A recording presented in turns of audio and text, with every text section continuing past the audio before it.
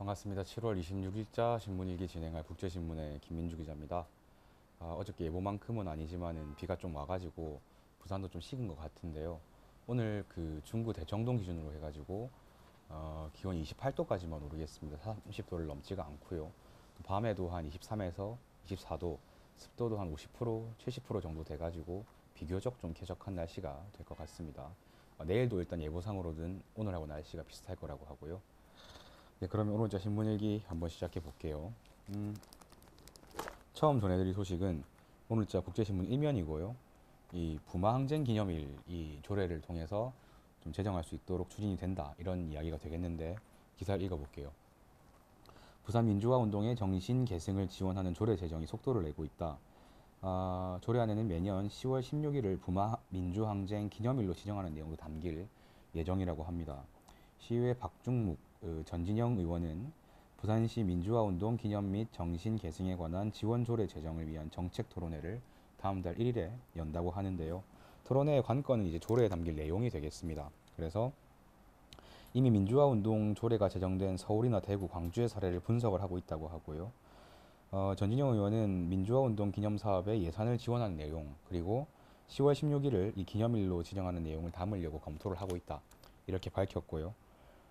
부마항쟁은 이제 1979년에 일어났고 현대사의 4대 민주항쟁으로 꼽힙니다.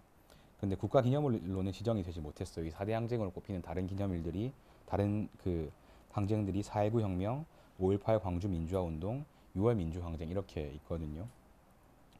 그 이외에도 이제 토론회에서는 민주화운동 기념을 위한 부산시 위원회 설치, 또 부산 민주화운동 기념에 관한 기본계획 수립 이런 것들을 논의한다고 하는데요. 일단 기사 내용은 여기까지입니다. 일단 기사를 읽고 드는 생각은 뭐냐면은 특히나 보수 정권 9년 또 이 부마항쟁 자체가 어쨌든 박정희 정권 하에서 일어난 일이었기 때문에 박근혜 정권에서는 특히나 이런 움직임이 좀 있기가 어려웠을 텐데 이 정권 교체가 어떤 지역의 자치나 정치에도 상당히 영향을 미치는 것 같다 그런 생각이 들었고요. 사실은 11.6 뭐 이게 관련해 가지고 기념일은 없지만 부산대 같은 경우에는 11.6 기념관도 지어져 있고 그 맞은편에는 기념 비석도 있습니다. 근데 이제 뭐 제가 졸업할 때만 하더라도 이게 거의 주차장에 둘러싸여 가지고 비석이 뭐 어디 있는지 내용이 뭔지도 찾아보기 어려운 그런 상황이었거든요. 그래서 이런 식으로 조례 제정을 통해서라도 좀 관련해서 관심이 높아지면 좋겠다 그런 생각이 들게 하는 기사였습니다. 다음으로는 좀 간략하게 이 행정안전부발 자료를 통해 가지고 재밌는 기사가 나와 있는데요. 오늘자 국제신문 2면이고요. 제목이 인구 증가율도 전국 1위가 부산에 있고 감소율도 전국 1위가 부산에 있다고 하는데 어떤 내용인지 한번 읽어보겠습니다. 행정안전부의 주민등록 인구 분석을 들여다봤더니 강서구의 주민등록 인구가 2008년에 5만 2천 명 정도에서 이 올해 지난달에 11만 5천 명으로 120.9%가 급증했다고 합니다. 이 강서구에 이어서 인구 증가율이 2위인 곳은 전국에서요. 부산 기장군이었다고 합니다. 이 두 지역 전부 다 신도시를 중심으로 해가지고 젊은 층이 이주하면서 폭발적으로 인구가 느는 추세라고 하거든요. 뭐 우리가 익숙한 명지 신도시라든가 정관 신도시 이런 이름들이 되겠습니다. 반면에 원도심의 인구 감소는 상당한 수준이라고 해서 영도구가 2008년에 15만 명 정도에서 올해 지난달에 12만 명 정도로 해서 이제 이 감소율이 18.2%로 전국에서 가장 심각했다고 합니다. 그리고 영도구뿐 아니라 부산의 원도심인 서구가 전국 3위 감소율 부분에서요. 그리고 동구가 4위였다고 하거든요. 뭐 이 정도로 일단 나와 있는 기사인데 특별히 해설할 건 없겠습니다. 이거 뭐 자체가 잘 해설된 기사인데 그러니까 행정안전부가 자료를 줄 때 부산에 이렇게 있는 이렇게 주지는 않거든요. 그냥 통으로 준 자료를 보다 보니까 부산에 이런 지역들이 다 들어있더라 이런 이야기인 거고 특히나 눈에 띄는 게 이 강서구죠. 강서구가 명지 신도시를 통해 가지고 상당히 젊은 이 인구가 급증하고 있다는 건데 사실은 강서구가 어쨌든 그동안의 부산 시민들이라면 가져온 이미지가 있잖아요. 근데 이렇게나 인구 유입이 특히나 젊은 층이 폭발적으로 늘어나고 있으면 반드시 어떤 도시에 변화가 생길 건데 그게 어떤 방향으로 갈지를 지켜보는 것도 꽤 재밌는 재밌게 좀 지켜볼 만한 그런 부분인 것 같습니다. 마지막으로 전해드릴 소식은요. 부산의 마지막 연탄 공장이 문을 닫는다고 해요. 이게 뭐 부산 역사의 한 장면이 되는 뭐 그런 기사인 것 같아가지고 가져와 봤는데요. 기사 읽어보겠습니다.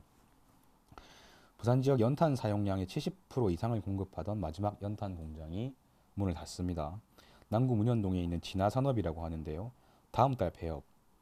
다음 달이면 이제 일주일이 채 안 남았습니다. 그죠? 다음 달 폐업이라고 하는데 60년 넘게 이 영탄을 생산했지만 수요 감소를 이기지 못했다. 이런 거고 그 부산 지역 민간 부문 연탄 소비량이 2011년에 3만 4천 톤에서 2015년에 2만 1천 톤으로 줄었고 이 진화산업 같은 경우에는 800만 장이 손익 분기점이라고 합니다. 근데 작년에 이제 480만 장 정도, 절반 조금 넘게 이제 판매를 한 건데 이 공장이 문을 닫아도 이 경남 밀양이라든가 이 시외에서 연탄을 가져올 수는 있겠지만 어쨌든 시외에서 생산돼 들어오는 거다 보니까 운송 비용이 붙고 그래서 연탄 값은 올라갈 수밖에 없다는 건데 진화산업은 일단 공장 문은 닫더라도 유통은 유지를 할 거라고 해요. 그래서 관련해가지고 좀 부산시에다가 수송비 일부를 지원해 달라 요청을 한 상태고 시도 좀 긍정적인 입장을 가지고 있다고 합니다.